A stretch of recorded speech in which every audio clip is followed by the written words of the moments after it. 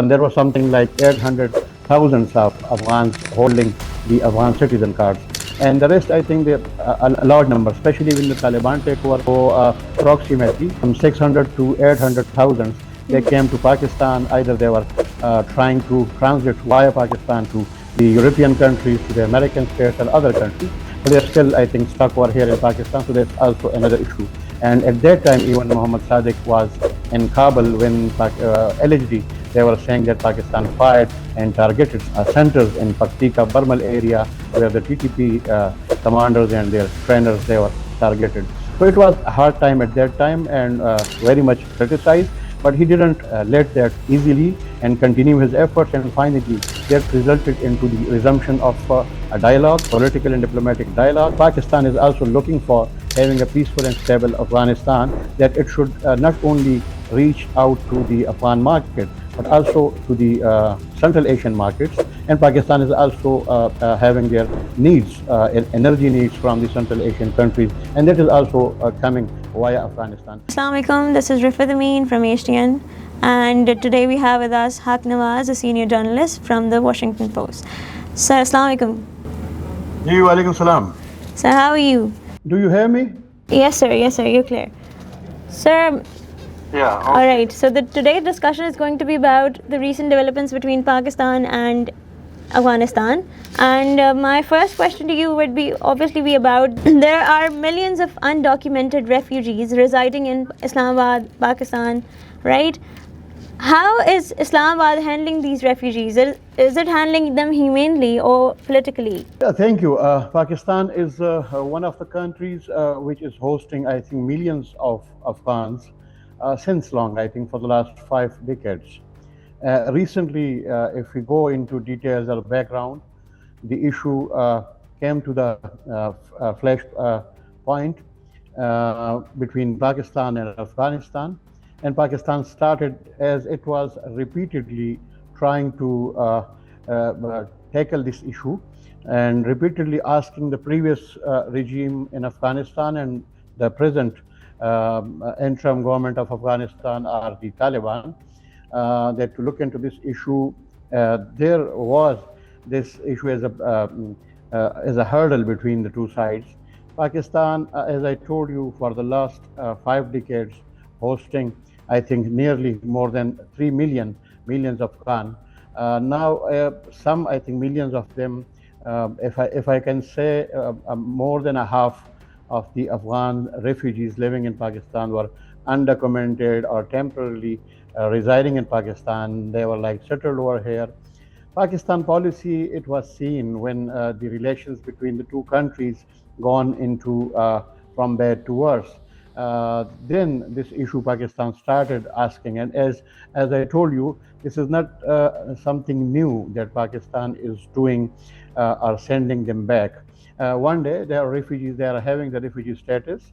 The registered refugees with the United Nations who are holding the proof of registration cards, they are around 1.4 million Afghans. The rest, I think 1.3 or 1.4, they were either on the temporarily Afghan citizen cards, which has already been cancelled by Pakistan and started the process. The second phase was started, I think, a couple of months back in April, that sending Afghan refugees back to Afghanistan. There was something like 800,000 of Afghans holding the Afghan citizen cards.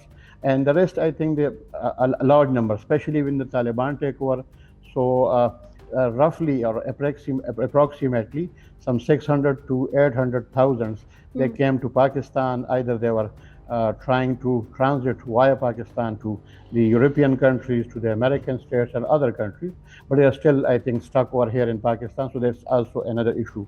Pakistan policy, as I told you, there might be some criticism over it at the time, and especially the situation inside Afghanistan, that the influx of hundreds of thousands, or we can say more than 1 million Afghans, if we are sending them back. So they were not ready. They're already facing economic challenges, job opportunities. So that is why the policy of Pakistan was criticized, came under criticism from the human rights activists. But the issue is that why the international community is not taking their own role in this context to deal with the issue. I will not say only blaming Islamabad for this, though it was not properly as when you hosted them for 5 decades. So it should be, the end should be, I think, good enough that to send a good message. But sir, looking at the recent developments and the Ishaq Dar's visit and then also the Mohsen Naqvi's visit, how do you see what message did our leadership carry to Afghan leadership, and what's your say on that? So, the visits of Ishaq Dar and followed by, especially that was very much important and significance, that the Pakistan Interior Minister, Mohsen Naqvi, he also visited Kabul, met with the Afghan acting Interior Minister Sirajuddin Haqqani. So, because he's having Sirajuddin Haqqani is seen as a very important figure in the Afghan Taliban, and as in the past is having a role with connections and some sort of relations with the militant organization when they were fighting against the Americans in Afghanistan. So I see this is a major development. As I told you, the special envoy Muhammad Sadiq, Ambassador Muhammad Sadiq, he has repeatedly visited, though there was tension, and the tension was at the time that both sides were at like a warlike situation. And at that time, even Muhammad Sadiq was in Kabul when allegedly they were saying that Pakistan fired and targeted some of the centers in Paktika, Barmal area, where the TTP commanders and their trainers, they were targeted. So it was a hard time at that time and very much criticized, but he didn't let that easily and continue his efforts, and finally that resulted into the resumption of a dialogue, a political and diplomatic dialogue, and now we see a next phase. And the next phase is that now very cautiously and very maturely, both sides are, I think, moving ahead. Sir, Muttaqi is also said to visit Pakistan in the first week of August. What do you think is the political agenda? Is there a political agenda behind, or will this actually ease cross-border tensions as well, or not? You know, we have, as I told you, we cannot separate with from each other. Pakistan and Afghanistan is having a very long-term relations, though some we can say ups and downs in the bilateral relations. That is an issue. But yes, now when the Afghan Taliban came into power and they rose to power and took Kabul, so there was this hope that the situation will improve vis-a-vis this terrorism inside Pakistan. But unfortunately, that thing, at the beginning, it was like having some peace talks, though the agenda was not clear. So this, the political agenda is there to address the political issues and resolve it with the passage of time. But with this, I think if we continue our relations, like improving and providing, facilitating each other, like in trade, we have Afghanistan is depending on Pakistan. It is the shortest available route to Afghanistan. Exports and imports and Afghan transit trade is depending on Pakistan.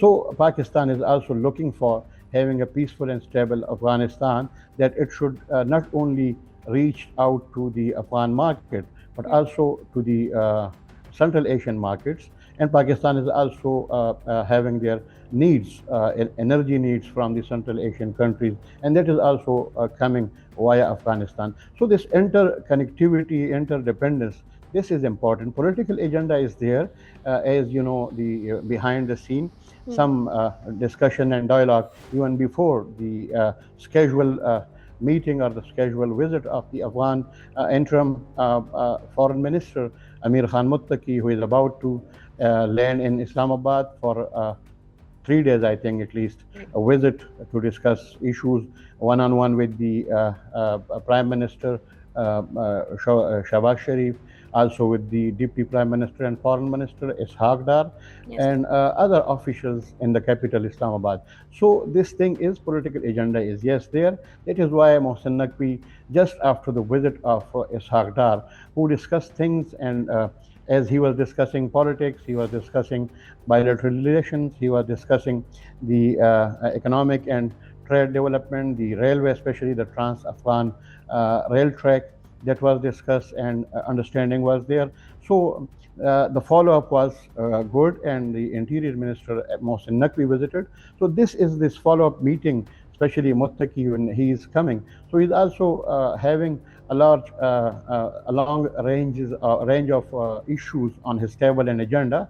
But yes, politics and for Pakistan, especially for the last, if I go into background, 2.5 years was kind of uprise in the terror attacks, and mostly Pakistan is claiming and alleging that the Afghan soil is being used, and they are planning and executing the attacks inside Pakistan. So this is something the Afghan Taliban is denying, the fact that we are not allowing anyone to use our land. But apparently, if we see the facts, if we go into the issues, there are some apparently understanding, and if you deny or if you admit it, the fact is there that yes, the Pakistani militants, they are using the Afghan soils, but the challenges to the Afghan leadership is also there. In the light of the Operation Sar Bakaf, how is Pakistan addressing the concerns that some of the TTP militants actually fled to Afghanistan?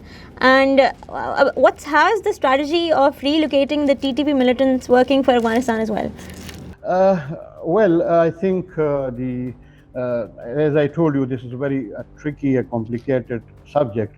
The Pakistani Taliban, they claim that no, we are very much active inside Pakistan. The Afghan Taliban is also denying the fact that yes, this is also this. In the past, I'm talking about recalling the past statements that Pakistan should also improve their internal security and intelligence system instead of only blaming Afghanistan. But the issue is the border is very long, very porous, and easily I think they can infiltrate. And the reports and confirmed reports that the Pakistani militants, they were seen inside the Afghanistan, especially in Kunar and Nuristan and Paktika, the region that is close to the Duran line. So the Sarbakaf operation in Bajawal, there are some concerns of the local people. Though when I was talking to some of the local community people from the area which is under operation, Mahmoud area, which is a large area along the border, so they were saying that yes, we have seen hundreds of the militants. They were seen in their places, and they were coming and asking for the people for the for meal, for food, for everything. So this was the way I think Pakistan launched the operation, though some concerns of the local community is there. Then if we see, like in the past, there was a huge attack, I'm forgetting the exact date, but in Chitral, some of the militants, they came to the Chitral area and they started attacking Pakistani posts. And when they returned, so Pakistani, according to Mushahid Hussain, I think he was quoting and citing Amir Khan Muttaqi in one of our conferences. He was talking to him. He said that many of the attackers who came back to Afghanistan, who fled to Afghanistan, they were arrested. So this issue is, and this is not very easily that you can only solve this issue, but that targeting their hideouts, hitting them, if they are having their sanctuaries, and if they are having easy way to flee the scene when there is a military operation, and ultimately the civilian damages and casualties, that is also creating problem for the government. So this issue is that the military operation was launched, and there were reports that some fled to Afghanistan. I don't know how these claims would be confirmed or not confirmed, but apparently now, yes, recently the reports, as I have shared with you, that I was told by the local community that the Afghan Taliban people, the Pakistani Taliban, they came to Bajawal and they were seen moving around, walking in the streets and on the roads. Right. Sir, but do you think the Central Asia, South Asia power project can actually survive the fragile security and diplomatic landscape between Afghanistan and Pakistan? The Pakistan and Afghanistan is, I think both countries are central to this connectivity project, especially this energy project, and as I told you about the Trans-Afghan train or rail project. So there is this concern that the relations between Afghanistan and Pakistan, the upsurge in the terrorist attacks in the region, I think. But yeah, as I told you, if both countries that both have interest in this, connecting South Asia with Central Asia, it is in the interest of both the countries. Though there is another issue, and that is India is a huge country in the South Asia. But yeah, the rest of the South Asian region, especially from China to Afghanistan and Central Asia, this is also one of the routes could be used as the CPEC, which is a project started in Pakistan, inside Pakistan. But now I think these projects in Pakistan is also, and China is also pushing to take Afghanistan and also Central Asian countries. So Pakistan, Afghanistan strategic location, that could be. Unfortunately, we have been in imposed war of international wars like Russian-American war and then war on terror. So that has damaged very much the stability and the political landscape of this region. But if there is understanding, if there is a will, especially between Pakistan and Afghanistan, and they started like, and China is like also a friendly country, having brotherly relations with Pakistan a long time, and also with Afghanistan, investing in Afghanistan, investing in Pakistan. So I think this is possible, and this is very much important for the development and progress of both Afghanistan and Pakistan, and also for the people of the region. Especially if I say that the people living along the border close to Afghanistan, there will be opportunities for them, especially in the future, if these projects continue and start like moving. Right, sir. Thank you. Thank you so much, sir, for your time. It was really nice having you. That's all for today's episode. Thank you for tuning in. Don't forget to follow us for more insights and conversations on regional affairs. This is Refugee signing off from Hindukush Tribune Network. Until next time, take care and stay informed.